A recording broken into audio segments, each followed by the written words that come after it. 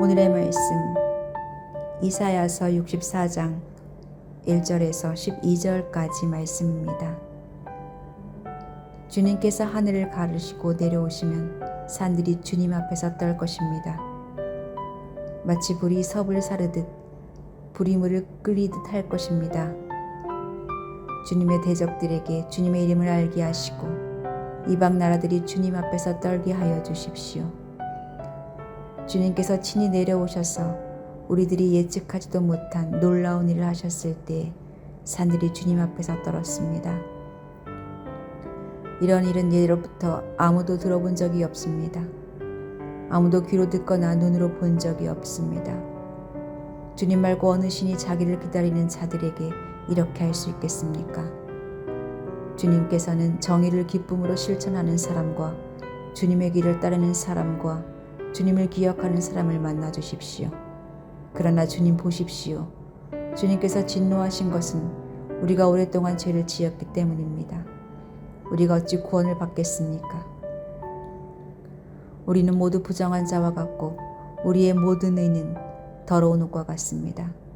우리는 모두 나뭇잎처럼 시들었으니 우리의 제약이 바람처럼 우리를 휘몰아갑니다. 아무도 주님의 이름을 부르지 않았습니다. 주님을 굳게 의지하려고 분발하는 사람도 없습니다. 그러기에 주님이 우리에게서 얼굴을 숨기셨으며 우리의 제약 탓으로 우리를 소멸시키셨습니다.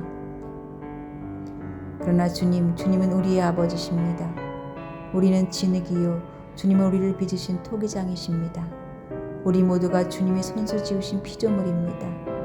주님, 진노를 거두어 주십시오. 우리의 제약을 영원히 기억하지 말아 주십시오. 주님 보십시오. 우리는 다 주님의 백성입니다. 주님의 거룩한 성읍들이 광야가 되었습니다. 시온은 광야가 되었고 예루살렘은 황폐해졌습니다. 우리 조상이 주님을 찬송하던 성전, 우리의 거룩하고 영광스럽던 성전이 불에 탔고 우리에게 즐거움을 주던 곳들이 모두 황폐해졌습니다. 주님 형편이 이러한데도 주님께서는 그저 가만히 계십니까? 그렇게 잠잠히 계셔서 우리가 극심한 고통을 받도록 하시렵니까?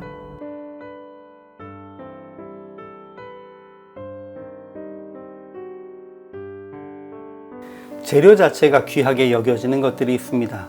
황금이나 다이아몬드와 같은 귀금속, 또 현대에는 전자기기, 배터리를 만드는 데 필수적인 희토류 같은 것들이 재료 자체로도 귀하게 여겨집니다. 그렇지만 아무리 재료가 귀해도 가공 전과 가공 후의 가격은 천지 차이입니다. 하물며 진흙이나 모래와 같이 흔한 재료들은 가공 전후의 가치가 더 다를 수밖에 없습니다. 그 재료를 가지고 누가 어떻게 만들었는지에 따라서 값싼 옹기가 나올 수도 있고 국보급 도자기가 나올 수도 있는 것입니다. 오늘 선지자는 하나님께 임재하시기를, 이스라엘에게 돌아오시기를 구합니다. 불과 같이 하늘을 가르고 산들을 진동하며 오시는 주님의 권능을 보고 원수들은 떨고 하나님의 백성은 주님께 돌이키게 될 것을 소망합니다.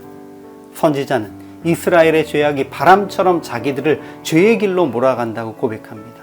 한번 죄의 흐름에 빠지면 헤어나오기 힘든 현실을 고백하고 있는 것입니다. 그렇지만 하나님을 아버지로, 토기장이로 고백하면서 당신의 손으로 지으신 우리에게 더 이상 분노하지 마시고 회복시켜 주소서라고 기도드리고 있는 것입니다. 이사야 선지자는 이미 45장 9절에서도 질그릇과 토기장이로 우리와 하나님의 관계를 언급했습니다. 그런데 오늘은 질그릇도 아닌 진흙이었던 우리에 대해 언급합니다. 하나님께서 태초에 흙으로부터 사람을 빚으셨기에 우리가 질그릇, 진흙으로 비유되는 것은 합당합니다. 본질적으로 귀함이나 특별함이 없는 재료, 그저 길가에서 짐승과 사람의 발에 밟히고 발을 더럽혔다고 하여서 털어내버리면 족한 그런 존재가 하나님의 은혜로 그릇의 형태를 갖춘 것입니다. 그러나 하나님의 질그릇이었던 이스라엘이 우상 숭배와 죄악을 그 안에 담았을 때에 하나님은 그들을 멀리 하셨습니다.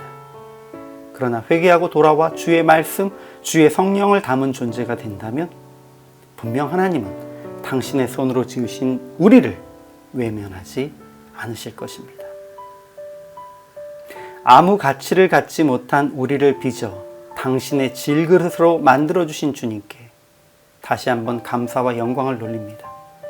그리고 오늘 우리 안에 주께서 아끼실 사랑과 공의를 가득 담아 물이 담긴 그릇을 조심조심 옮기는 것과 같이 주께서 우리를 조심조심 돌보시고 아끼시는 그런 존재로 되어 살아가기를 소망합니다.